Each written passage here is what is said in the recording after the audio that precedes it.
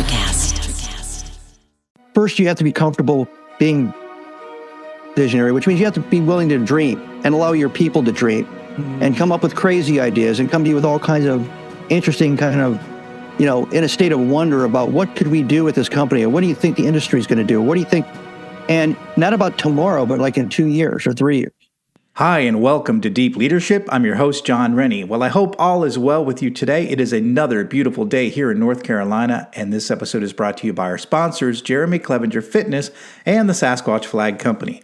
Both of these sponsors help me bring these shows to you each and every week, so I encourage you to click on their links below and check them out. I have another great show lined up for you today, but before we get started, I just want to remind you to check out the leadership books I've written on either Amazon or my website, johnsrennie.com. This year, I'm offering a new way to purchase all of my books for a discount. I've bundled the books into what I call the Qualified Watchstander series, and you get all 3 books for 15% off the individual prices. This offer is only available on my website, so check it out if you're looking to step up your leadership game this year. Also, I wanted to remind you that Deep Leadership is ranked as a top 100 management podcast in the U.S., and I wanted to thank each and every one of you for listening in each week and sharing these episodes with your friends. You have helped this podcast grow into a top-performing show, so thank you very much. Well, that is it. Today we're going to be talking about thinking and leading more strategically, and my guest is former Navy SEAL author and business leader Marty Strong. Marty is the author of a new book called Be Visionary: Strategic Leadership in the Age of Optimization. Marty helps us understand what it takes to become a more visionary leader. No matter what kind of leader you are, you need to be thinking more strategically, and this conversation will help you get on the right path. So, are you ready to dive in? Let's get started.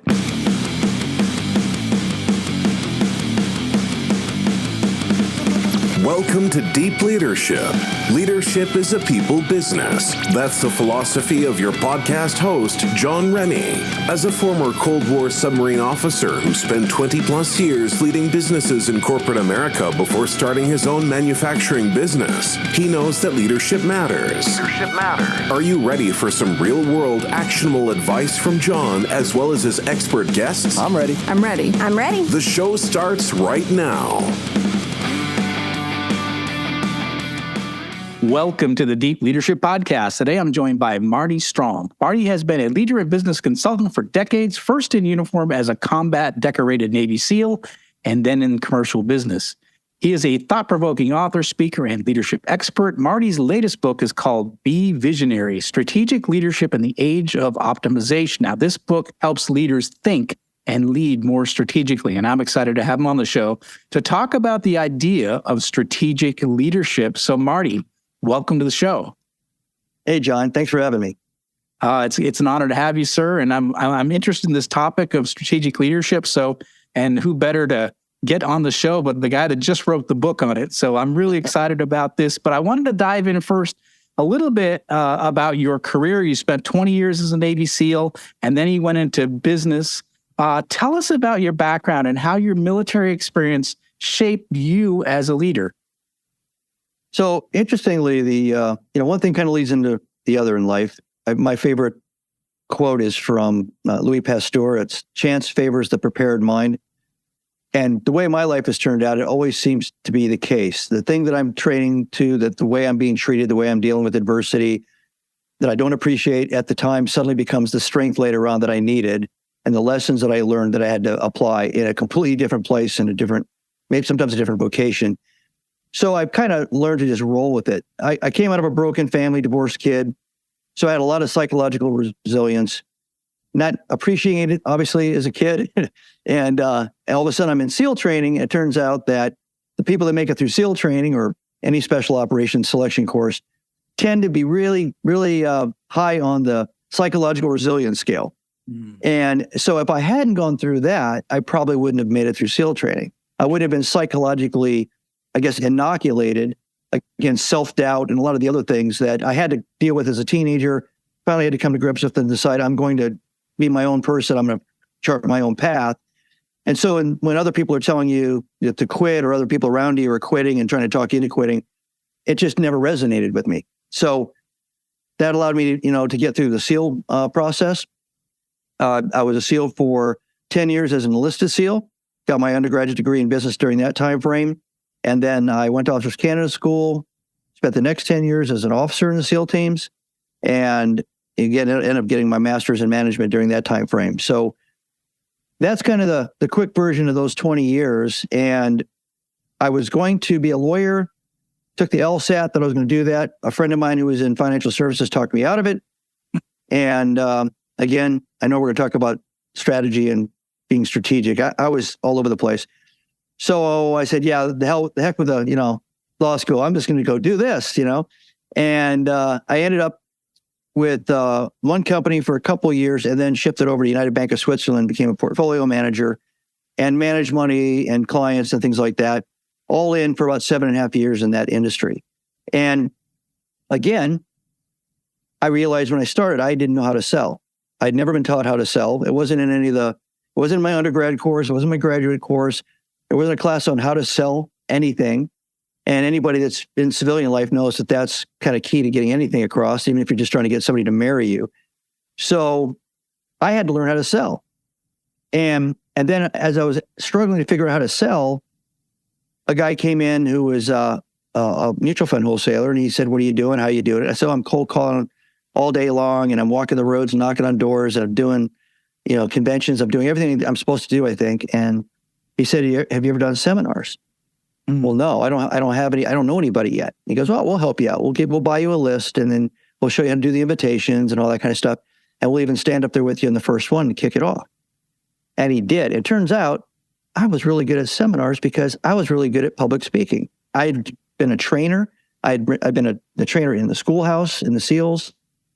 I was one of the main briefing officers at one time for the admiral in charge of all the SEALs. I'd go on road shows and everything. I'd been to 36 combat missions, and I had to do at least 20 high-end briefings. Colin Powell, lots of people. I was very comfortable doing that, even though I didn't know how to sell. And it turned out people didn't care about the sell pitch. They just wanted to trust the person in front of them. And so here I was again. I was doing well in this profession because of something that I didn't understand. I thought all those dog and pony trips all over the place for the Navy were just the big pain in the ass. I never saw any value to it. I wanted to be back with the guys with the guns and everything. And lo and behold, there you go. Chance favors the prepared mind. Yeah, exactly. You mentioned, your upbringing and how that prepared you to deal with the rigors of SEAL training, and then your experiences in the SEAL training help you be successful in the business world. It's really interesting that the parallels with that. And again, it's no surprise that quote is your favorite, because it seems like it's made sense in your life. It has. It really has. For sure.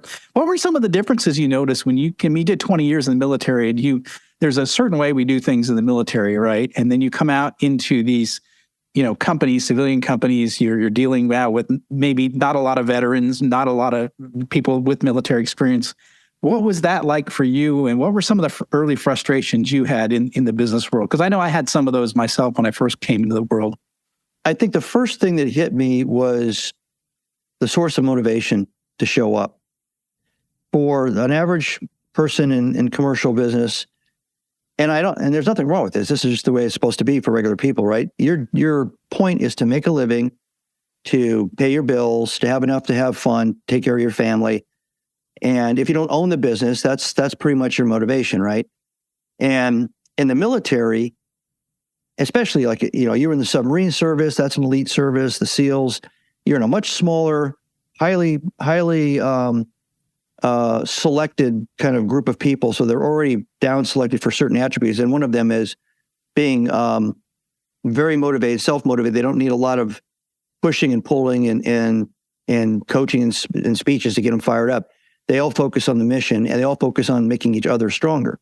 Because the stronger each of them are as an individual and as a team, the stronger the unit, the more likely they're going to complete the mission, which is the whole motivation. And not in a kind of a World War II black and white movie kind of way where you just salute and do it because you're being ordered to. There's an intrinsic passion to be that good and do that well as an individual and as a group. Not in existence in most of the rest of the. And I get it. I mean, we're not asking people to make decisions about God and country and life and limb and all that. It's the consequences of failure or money. Maybe you'll lose your job, but that's nowhere near as bad, right? You do run into people, especially people that are business owners, that are passionate like that. And unfortunately, they have a hard time getting anybody else to be as fired up because not everybody else has their home equity stuck in the new company that they're hoping it turns out. They're there to be an employee. So that was a big one. The second one, which I actually found out, even though I wasn't running a company yet, my clients, they really needed leadership in crisis. Every time the market would go down, my phone would blow up.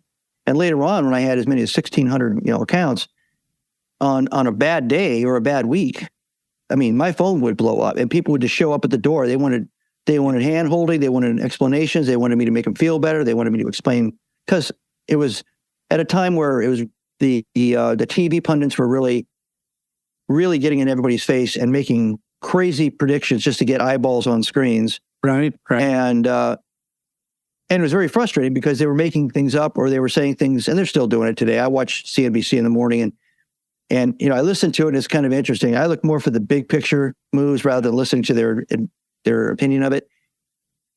But I realized, other than being able to communicate and give seminars and garner trust, the other attribute that came over from being a SEAL was leadership in crisis, poise under pressure and stress.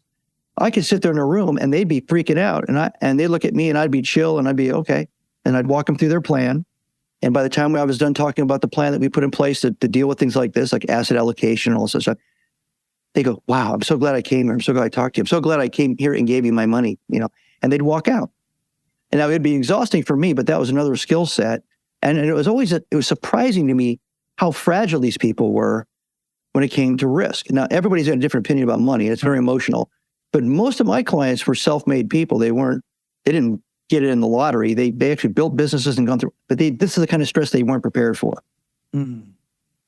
Interesting. It's funny because I do hire a lot of veterans, over the years. And one of the reasons I like veterans is because of that reason, that typically they have been through worse. So the problems we face in business are minor compared to some of the things they've been through, and I think, a lot of times I always say, like, the some of the things I went through in the Navy were I've never experienced anything like that in the civilian world. So it's like it's almost like at the high water mark. You've done this, so what you're being asked to do now is so much less than that. So you feel like I've got that ability to overcome this because I've done something in my past that has been challenging. I still put it in that psychological resilience. You build up scar tissue in categories as you're exposed to that. And if you haven't been exposed to that category, you suffer, and then you get over it, and then you get stronger, and then you have scar tissue. And then you can't really be hurt in that category. And I got SEALs working for me, and something really bad happens to a business, whatever. The first thing that comes out of almost anybody's mouth is, well, at least nobody's shooting at us. Yeah. To prove your point. It's actually something people say out loud on a regular basis. Yeah, exactly. Yeah. Well, we will say, like, well, at least it's not coming up into periscope death in the middle of a winter storm, right? So exactly. Yeah. So I love it. So I wanted to we're going to talk about strategic leadership, but I want to touch on your first book a little bit because you talk about something in that first book that's kind of interesting. That first book is called Be Nimble, How the Creative Navy SEAL Mindset Wins on the Battlefield and in Business. I just thought I would since you're on the show, to explain a little bit of what that creative Navy SEAL mindset is and what it looks like, because I think that's kind of special. So to put it as quickly as I can, SEALs and other special operations elite forces are not the cartoon character you see on TV and in the movies. And what they are, which is counterintuitive to most people, is they have very, very high IQs. They have very, very high aptitude scores, equal to things like missile technicians, fire control technicians, at the very top of what the Navy looks for their high-tech systems. They have high emotional IQ. They are very, very clever. They're really, really good problem solvers. And they are, for the most part, willing to apply their imagination to almost any set of problems or issues and work it from an open mind to when you have some kind of a conclusion you could act on.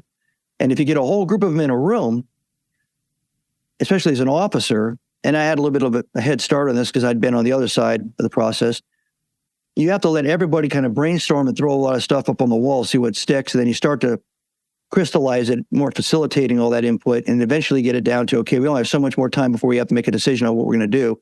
And then you end up with some kind of a multi-phase plan that everybody feels pretty comfortable with. But everybody can, everybody can participate. The most junior guy, doesn't matter how much time he has. There may be 3 combat veterans, but they may be, from a desert war, and we're talking about something that's going to happen in the jungle. So it's a moot point that they were in combat.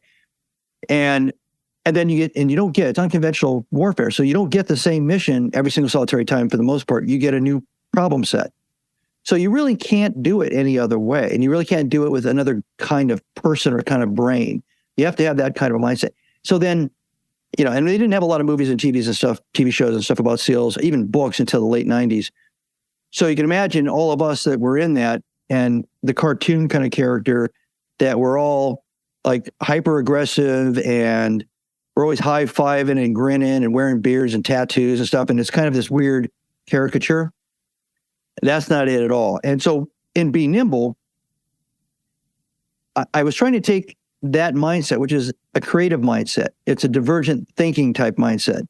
And it's breaking and bending rules and maybe making up your own rules to get to the solution. It's having the adaptability, the flexibility, the nimbleness to do the same process all over again, maybe in a much more compressed time frame, when some of your core assumptions are gone or completely eroded when you actually show up on the target, which is about 85% of the time, by the way. Mm-hmm. You get there and it's not what they told you. It's not what you thought. And you either have to abort or you have to decide how you're going to do it a different way. It's like pick up basketball, but you go through the same process. And I've applied that to business. I've applied that in all my coaching, mentoring to everybody that's ever worked for me and anybody that's ever asked me for advice to help them, because you also have to be open to everybody being involved in the decision-making process as an input or an insight. I'm not talking about crowdsourcing the decision. I'm talking about crowdsourcing the information, resources, the insights, and the creativity part of it. At some point, somebody's got to make the call. And it worked in the SEAL teams. It's worked in almost every company I've been in. Whenever I was in charge of a division, eventually a company, now I'm in charge of like 4 companies. And not everybody's comfortable with it, but it works. And so I try to put it all in one place, and that's what Be Nimble was all about. That's fantastic. And that's why I want to touch on it real quick, because I think it's really valuable information. I'm 7 years into a business startup. We started a manufacturing business 7 years ago. And I can tell you all those skills we needed to have because our plans changed. I mean, we wrote a business plan, right? Got the investment dollars. We opened up a factory. And guess what? Everything changed, right? The economy was different. We went into product lines that didn't work. We had customers that wouldn't open the doors for us. And so the assumptions that we had didn't work. And so we had to be creative along the way because there was 10 of us, and we had to figure it out. And I think that's a powerful book and a powerful story. And I think those are skills especially needed for entrepreneurs. When you're absolutely very limited resources and you have, a limited runway of funds to be able to get your business off the ground, you might have to change your plans along the way. So I just want to touch on that because I think it's a fascinating read, and I want to encourage the listeners to take a look at that book as well. But I want to dive into strategic leadership because I think that is another element. It's one that we haven't talked about on the show yet, and I'm interested in it. And so your latest book is called Be Visionary: Strategic Leadership in the Age of Optimization. So I wanted to just say, you wrote this other book about the creative Navy SEAL mindset, and now you switched over to strategic leadership. So why the switch? Why? What was the inspiration for writing this new book? So it's kind of a 1-2 punch. Be Nimble is very much into the existing leader or aspiring leader and how they can handle the stress and crisis of making decisions, either scaling up, scaling down for internal reasons, like you decided you want to double market share and everybody's got to work twice as hard with the same infrastructure, or things are going really well and you suddenly have to double infrastructure and you don't know how to do that because you've never done that before, all those kinds of things. Also, if something external impacted the business and you have to deal with that in some way, whether it's a competitive pressure, something like the pandemic, whatever, supply chain, crisis. And one of the chapters touches on thinking big picture and thinking long view. And one of my beta readers was a CEO of a technology company. He has like 19 patents under his name. He said, you could make an entire book out of that chapter. Mm-hmm. Because nobody's teaching that. They're not teaching it kind of like sales. They're not teaching applied strategic developments, applied strategic leadership or strategic decision-making processes in college. They're not teaching it in industry. You get to the top, this is the quote, you get to the top or somewhere near the top of an org chart where suddenly somebody says, this is one of your roles, and they go. Right. And you start buying books or talking to somebody else you think might know how to do it. And so and there's a reason for it. There's a reason why it's not emphasized. And it was emphasized much, much more in the 20s and 30s and the 40s. Part of it is that the reason I juxtapose the strategic leadership against optimization is that optimization has been empowered and enabled by technology. So you can get a dashboard. It can tell you exactly how your company did last week, last quarter against, last year, same quarter. And in the rearview mirror, you've got very high accuracy of what your trail looks like, right? You have nothing telling you what the future looks like. Yeah. So if you start to be trained in management school, because they do teach optimization in college, and they do teach optimization in industry, management starts to think that their job is to become better and better and better, more optimized about what happened. And the more they can explain that, the more they get patted on the head that they're in control of their business. And then when they have to think about next year, somebody says, well, what about next year's budget? They take this year, they flop it forward and add 3%. Every time. And they go, there you go. And, past this prologue, that's it. And that's not really strategic thinking. So what I called it be visionary because I go through as a primer. First, you have to be comfortable being visionary, which means you have to be willing to dream and allow your people to dream and come up with crazy ideas and come to you with all kinds of interesting kind of, in a state of wonder about what could we do with this company? Or what do you think the industry is going to do? What do you think? And not about tomorrow, but like in 2 years or 3 years. And I tell people in the book, you envision what you look like. You do this every day, 10 minutes a day, spend 10 minutes a day, clear your mind of all your to-do lists, all your problem solving, and just say, what do I want to be personally in 2 years? What do I want to look like? What do I want to feel like? What do I want to be professionally? And if you own a business or you're in charge of a business or division large enough that you have a strategic responsibility, what do I want that to look like? And what happens is as you start to practice this like any habit, it changes the way you think and the way you look at things every day. So when somebody comes to you and they line up 10 problems and they're all equal in weight, and it's all about the metrics and how the metrics are going to look and everything, you're actually looking at it about, does it even matter? What does that got to do with what we have to deal with that's coming up on the horizon, whether it's a threat or an opportunity?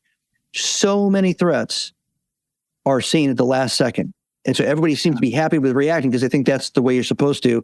And nobody's going to say that I'm a bad leader because something just popped up. Well, you're a bad leader if you never anticipated. If you didn't train your staff, if you don't have enough redundant leadership, you don't have enough redundant key personnel. If you're one person short, you're one heartbeat away from disaster in that particular function or that particular talent area. You can be blamed as a leader. You're not preparing for anything other than tomorrow's going to be like yesterday. So the book talks about first being visionary, pushing that thought process out, looking 360, so you have a 360-degree view of situational awareness, create a habit every day thinking that way, then take that and convert it into an actionable business strategy, and then back plan from that strategic set of objectives. And then once you've got that battle plan, then put the optimizers on it.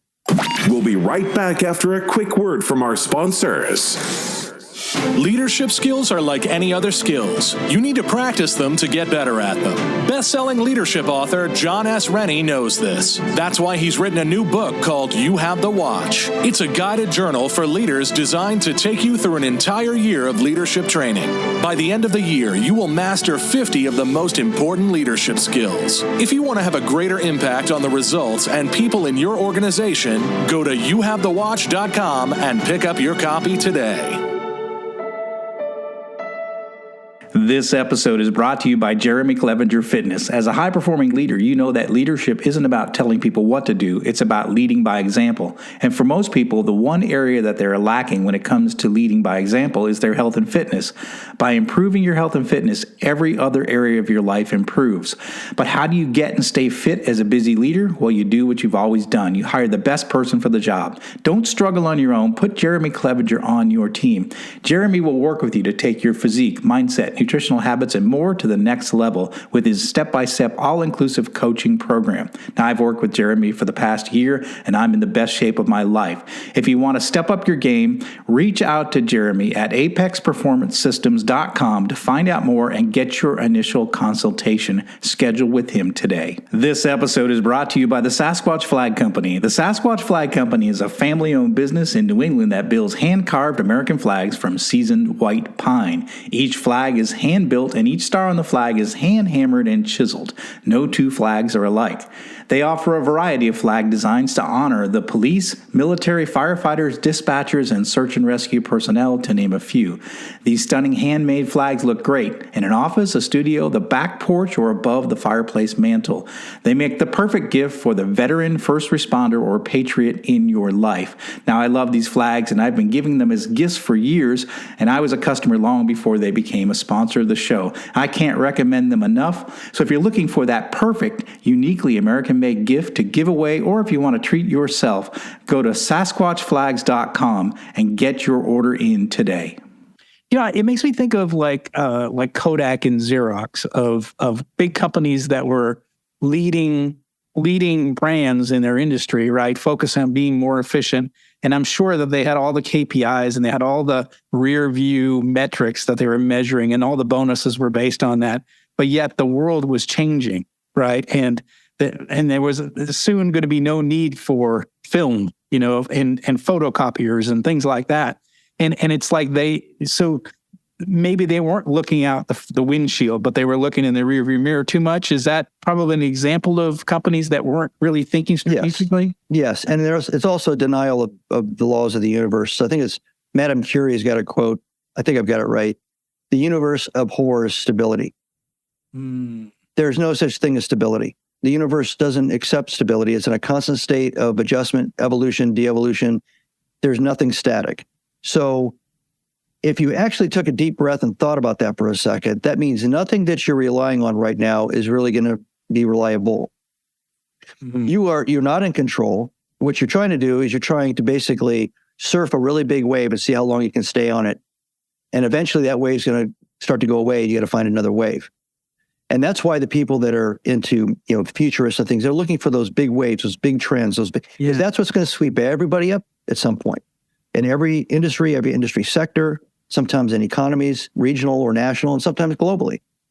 The information's out there. It's there to be seen, but you got to be thinking that way to even start to collect that as intelligence. It's interesting you say that, because I'm seeing now, since like November of last year, people reacting to ChatGPT and AI and what that likely can impact all sorts of different things. I mean, everything from academics to marketing to content creation there's so many things that's going to impact.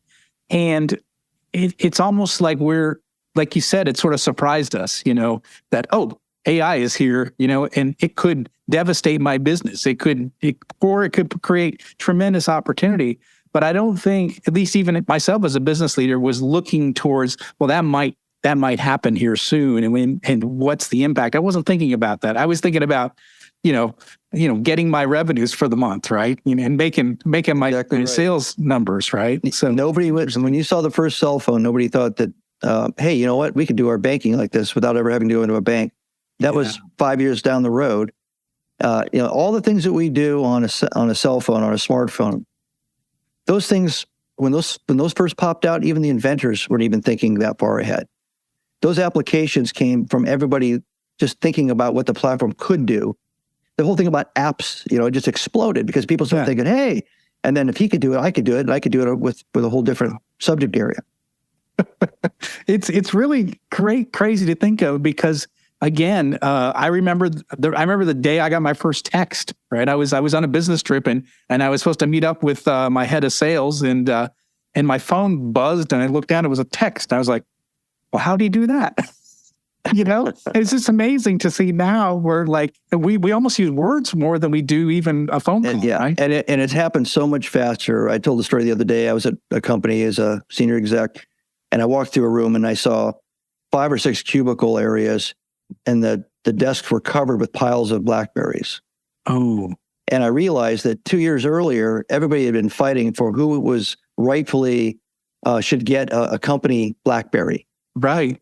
And the reason there was piles there is because now everybody wanted the Palm Pilot.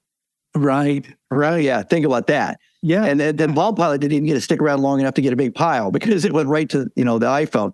So I see that stuff, and you don't have the time you did back in, the last century where it took 45 years for automobiles to be adapted and start to hit the S curve, vertical. Yeah, it's fast, and you got to be on your toes. And if you're not looking around, that train's going to hit you right in the face, and you won't even be able to react to it at that point. It'll just be done. Yeah. So, in the book, you talk about decision making and how a strategic leader has to do decision making. I'm just curious to talk through a little bit about how we make decisions in a world where we're trying to think more strategically. So, again, I kind of go through this as a formula for leaders in the book in Be Visionary. You have to deputize and then embolden your leadership team. And then they have to do the same thing to everybody else. The best situation is if you have, let's say you have 50 employees, you want all 50 employees, as they say in the military, to have their head on a swivel. In this case, have their brain on a swivel. Everybody should be encouraged to be thinking the way we just described. If they hear something, they see something on TV, whatever, bring it to the attention of the supervisors. Supervisors, get it bubbling up, right? Because when you do that, you get some really crazy insights that you actually can develop into actionable strategy, or helps you either reinforce what you've been thinking is going to happen, or it tells you your assumptions were wrong. If you close it down to just the top people, your brain power, your brain trust, is a brain trust of however many people you've accepted in there. You also can't be the only guy at the top and say, I'm going to think all these big thoughts, and then I'm going to tell everybody else what to do. Because everybody else has to challenge your thoughts.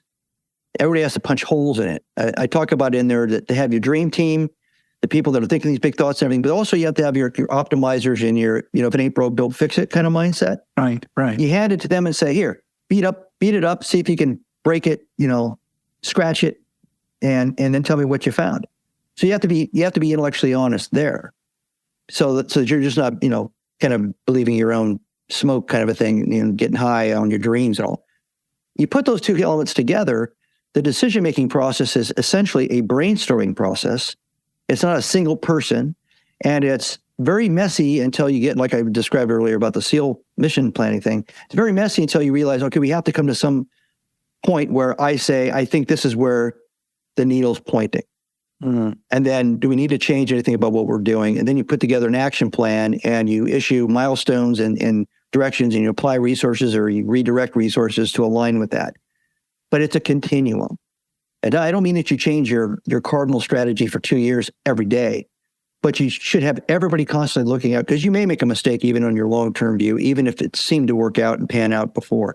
Think you went through this process a month before the pandemic, and you did everything I'm saying, and it's a wonderful outlook, and you know exactly where you're going to be in 24 to 36 months, and you've made the shift, and it's on paper, and everybody's saluted, and everybody's happy, and they're like, yes, we know we can, and then boom. The day that you realize that the world changed, which should have been sometime around the first week of April, everybody should have been brought into a conference room and told, everything's different, we need to reinvent. We need to reimagine and reinvent. And let's brainstorm every bad thing that could possibly happen to us. Supply chain, talent, everything. And then let's think, how do we do what we do as a company with all those things broken and missing? Yeah. You have to be that nimble and that capable and adaptable to realize what reality is. That's the Kodak thing. Fuji was kicking their butt. Fuji was coming out with digital, and they said, well, we invented digital, but they invented it for copy machines. Right. And so they said, well, nobody's ever going to do that. It's always going to be film, and we're better at film than Fuji. Well, then Fuji started beating them at film and then crushed them on the digital. So there were a bunch of people there that just didn't want to look and didn't want to recognize and didn't want to accept. So it's a continuum. It's a decision-making process that never ends, and it starts with that 10 minutes every day thinking the big thoughts. I really like that. I like that a lot. I know, for example, for our manufacturing business, when the pandemic hit, one of the things that happened right away is they canceled we have these we train the technicians all over the country. So these we call them meter schools, and we go out physically and train technicians. Well, they shut all those training sessions down around the country. And so we started doing free virtual meter schools. And so we just offered that as a service for people who needed to get their education, but they couldn't go to these events. And what we realized is that we were the only ones in the industry doing it. And so everybody signed, I originally had like a Zoom account with 50, things. And I realized I had to open up to 100 people. So every time we ran it, we had 100 people sign up within 24 hours every time. And we built this reputation as being like the industry experts. And we were the smallest supplier in the industry. But it was like, we sort of like said, okay, what could we do differently? And it was sort of maybe that SEAL team creative thinking, like, what could we do in this scenario? And it turns out that's actually what elevated our stature as a company during the pandemic, because we were the only ones doing it. Even though the big companies had more resources than we had, we just sort of attacked the problem with what we had, which was, well, we have Zoom. Let's use that, So being that nimble and thinking strategically is actually a huge differentiator. And you're right. It's odd that it's rare, but it is. Every book about black swans will tell you all the case studies. It's 1/3 of the population of the case studies actually did what I described earlier. They came in, took a deep breath and said, the world's changed. Let's figure out what we got to do. The other 2/3 went into denial for either shorter or longer periods of time. Yeah. And I think too, as a smaller company, I think you can go out in thin ice. You can do things that the big companies can't do because they've got too many departments, too many people thinking about it. But I think there's opportunities when these things happen for smaller firms to be able to be more nimble than some of the big companies, for sure. Yeah, I think it may be easier to turn the patrol boat in the bathtub than to turn the battleship, right? Yeah. But I tell people all the time, my leaders and everything, when you go to talk to some big, huge corporation, you're just talking to a person. Yeah. They're a person in a department, in a division, and a division's in a regional organization. The regional organization is part of the parent organization. And they go, oh my God, it's Microsoft. Or, oh my God, no, you're not going to talk to Microsoft. There's not it's not like you're not going to a building that's all made out of steel with blinking lights and what do you want? Like the Great Oz. It's just a person.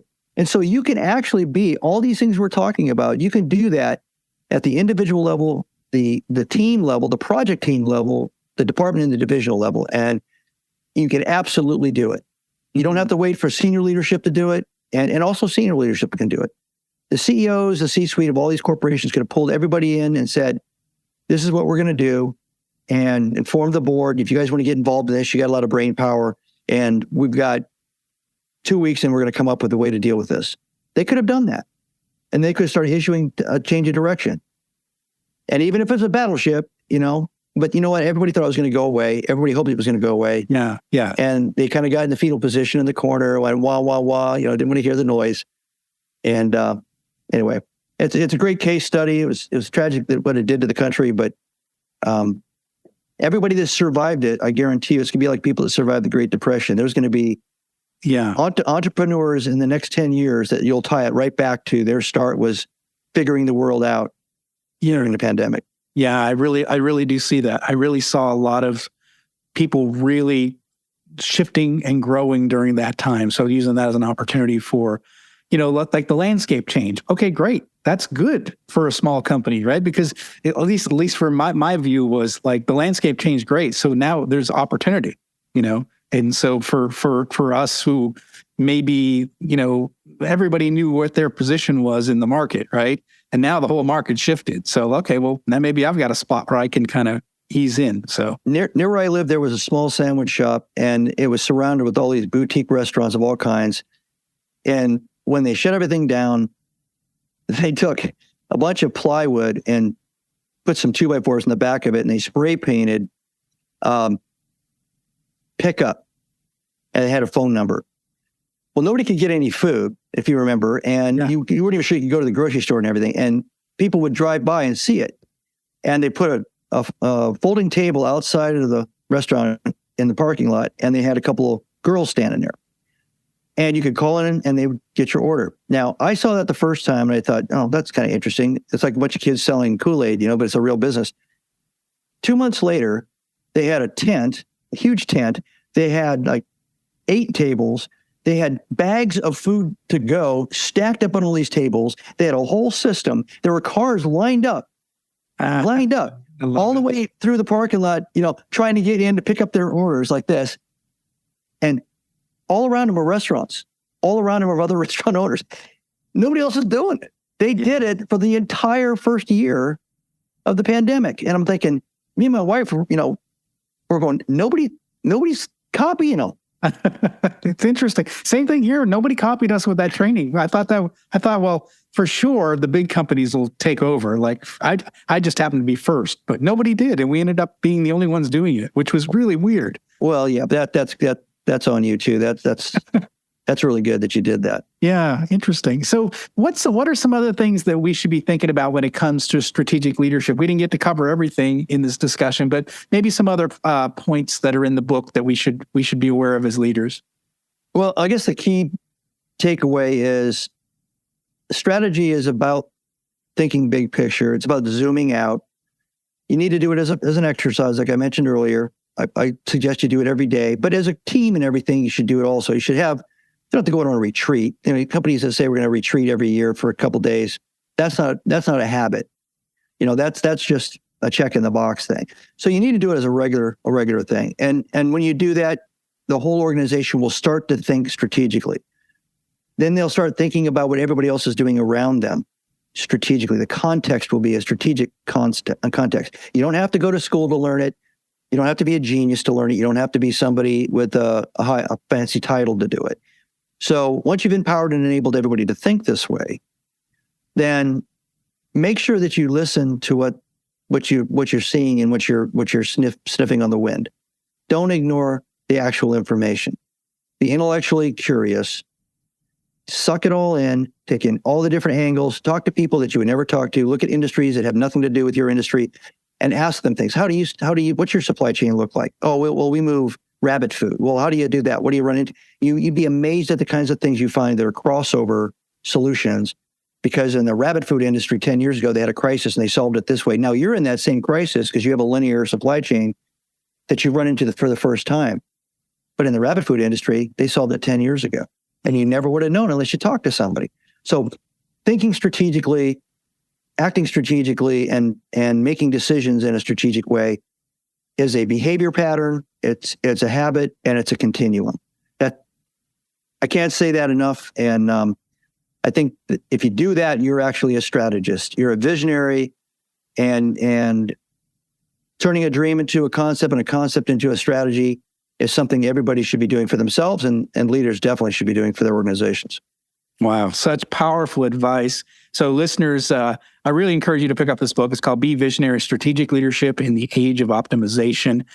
This is such a fantastic book. I know we just really scratched the surface of everything that's in there, but I think that, leaders, we can't just be looking in the rearview mirror. We've got to be looking out the windshield. We've got to be looking and considering what's happening in our world, and what are the opportunities, what are the threats, and what are we doing to basically act to make sure that we take advantage or mitigate the risk from these things that are coming our way. So, Marty, I really appreciate you being on the show. How can people find out more about you and your books? Well, the books are all on Amazon.com, but if you go to MartyStrongBeNimble.com, everything's there. Okay, fantastic. We'll put links in the show notes for those resources.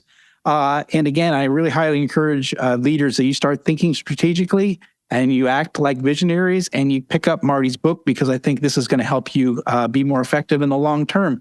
Marty, thanks for being on the show, and thanks for sharing both your books, but and all the wisdom that you provided today about strategic leadership. I think it gave us a lot to think about. I really do appreciate that. Well, thanks for having me on, John. I really enjoyed it. Well, thanks again. Well, that's it for today. Thank you for listening to Deep Leadership. If you like this podcast, please subscribe and share so we can continue to build a world with better bosses. Until next time, this is John Rennie saying take care and lead well.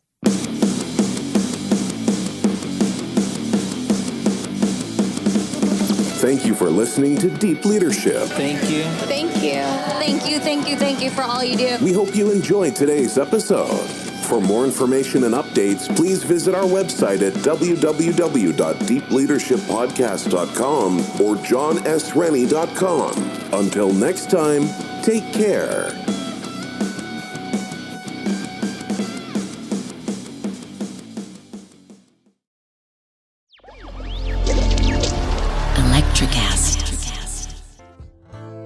Welcome to Tuning Into Sound Wellbeing, where we harmonise your mind, body and soul.